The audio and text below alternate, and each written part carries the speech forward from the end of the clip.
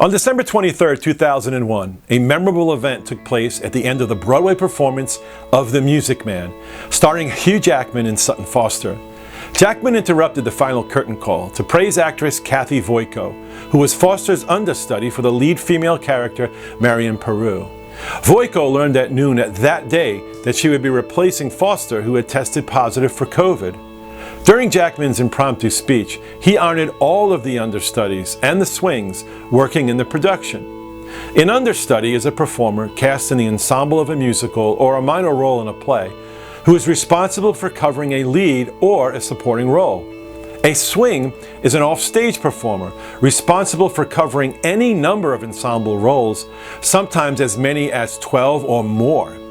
Jackman pointed out that Voico was not only Foster's understudy, but also a swing who could have played up to 8 roles on any given day.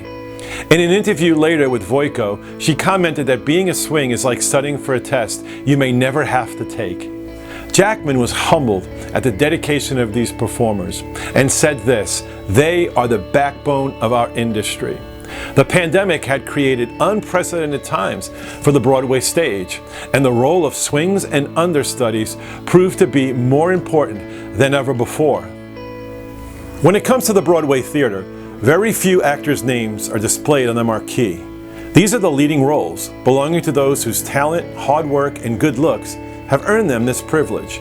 Yet every production consists of many other roles being filled by performers whose dedication make it successful. There would simply be no story without their contribution.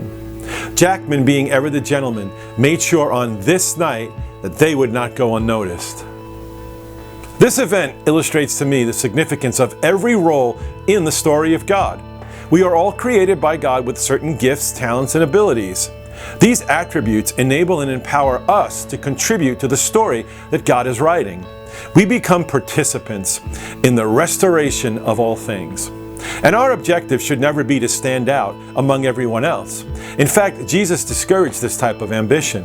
When James and John asked for a place of prominence in Jesus' coming kingdom, Jesus asked if they were willing to pay the price for this privilege.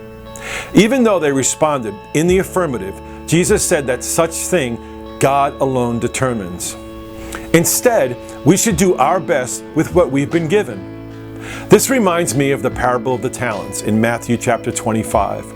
Jesus said that the kingdom of heaven is like a man going on a journey who calls his servants and entrusts to each of them a measure of his possessions. He gave each one talents according to their ability. These talents were a denomination of money. The distribution of the talents was equivalent to the ability of each servant.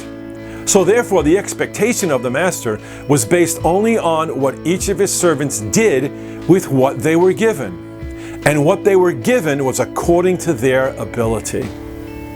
I will never be a starting forward in the NBA. I'm just not tall enough, and my shooting and ball handling skills aren't on par with even the worst NBA player. I will never be a notable mathematician. I did pretty well in math class up until high school. And then that's when someone decided to combine numbers with the alphabet. And man, was I lost. I think my shower singing skills may be above average. You'll have to ask my wife that. Yet I will never be good enough to be Hugh Jackman's understudy. Now, I could practice layups for hours. I could hire the best math tutor available and take singing and dancing lessons until I'm tapped out. And even though I may improve somewhat, I will still fall short of being excellent.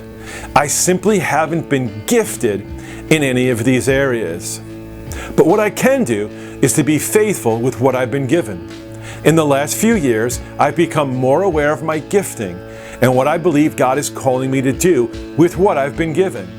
My willingness to make the best possible contribution to the story of God, according to my ability, is the most significant thing that I can do.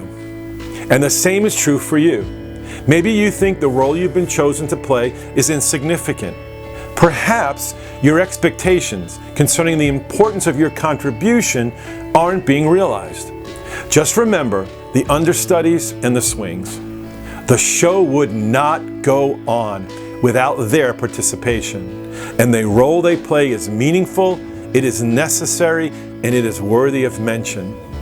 God has given us exactly what we need to do what He's assigned for us to do. When we're called upon to take the stage, always be prepared to give it your best. Although you may never experience the thrill of a curtain call or receive unexpected praise from Hugh Jackman, you will one day hear the greatest honor ever bestowed upon us all. Well done, good and faithful servant. You've been faithful over a few things. I will make you ruler over many things. Enter into the joy of the Lord.